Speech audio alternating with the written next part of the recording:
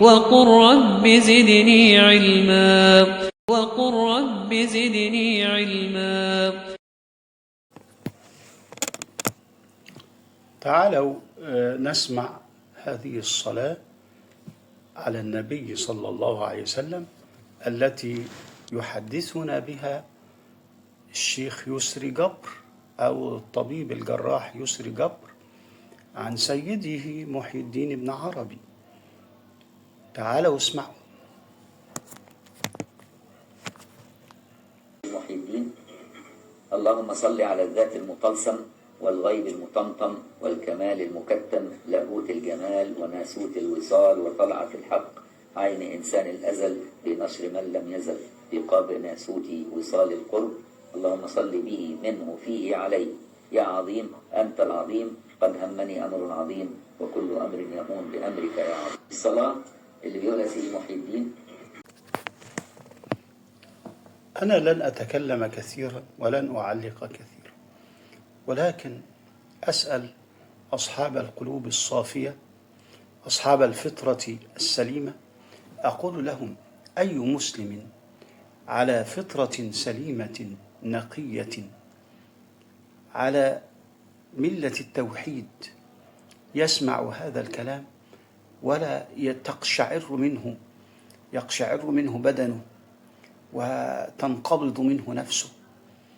ما هذا الذات المطلسم واللاهوت والناسوت؟ أليست هذه الكلمات والمصطلحات اللاهوت والناسوت مصطلحات النصارى؟ وكيف أصلي على النبي صلى الله عليه وسلم وكيف أدعو الله عز وجل بكلمات لا أفهمها؟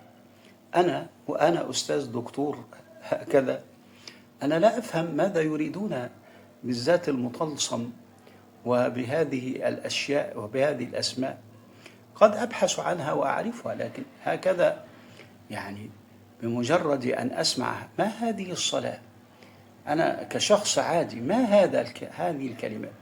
هذه كلمات حينما نبحث عنها نجد أنها تتعلق بعقيدة ابن عربي التي هي عقيدة شركية حكم عليه العلماء فيها بالكفر والإلحاد بسبب وقوعه فيما يسمى بعقيدة وحدة الوجود وعقيدة الحلول والاتحاد والقول بنظرية الفيض وأشياء كثيرة، يعني مزلات ومزالق لابن عربي، ولا يصح أن نتحدث فيها ولا أن نثيرها عند العامة.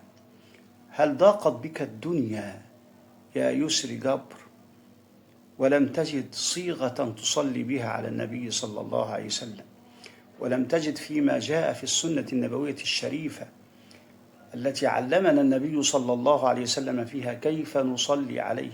لماذا رغبت عن الصلاة التي علمنا إياها النبي صلى الله عليه وسلم حينما سأله أصحابه: كيف نصلي عليك يا رسول الله؟ فقال: قولوا اللهم صل على محمد وعلى آل محمد كما صليت على إبراهيم وعلى آل إبراهيم، وبارك على محمد وعلى آل محمد كما باركت على إبراهيم وعلى آل إبراهيم إنك حميد مجيد. كلمات جميلة مفهومة واضحة تجلي القلب وتشرح الصدر، ويفتح الله تعالى بها مغاليق الدنيا ويفرج بها الكروب. ماذا نريد أكثر من ذلك؟ ما حاجتنا إلى صلاة ابن عربي، هذه الصلاة الشركية البدعية التي يعني تهلك الإنسان وتذهب به إلى الجحيم؟ ما هذا؟ ما خليني أقول لك، يعني سلمت لك إن هذه الصلاة لها معاني وكذا، نحن لا نفهمها وهي معاني جميلة وحلوة، لكن أنا لا أفهمها. ولماذا أترك ما ورد عن النبي صلى الله عليه وسلم إلى غيره؟ شيء عجيب. ماذا تريدون من العباد؟ هذه هي الدعوة التي انتدبكم الله تعالى وانتدبكم رسوله صلى الله عليه وسلم لها. هل هذا هو الدين الذي بعث به محمد صلى الله عليه وسلم؟ هل هذا هو الدين الذي أمرتم بتبليغه أم أمرتم بالدعوة إلى التوحيد وتعبيد الناس لرب العالمين وتعليق قلوب الناس برب العالمين وتحبيبهم في الله عز وجل وإبعاد قلوبهم عن التعلق بغيره وصرفهم عن فلان وفلان وابن عربي وابن 70 وابن 50. نسأل الله تعالى أن يهدينا وإياكم.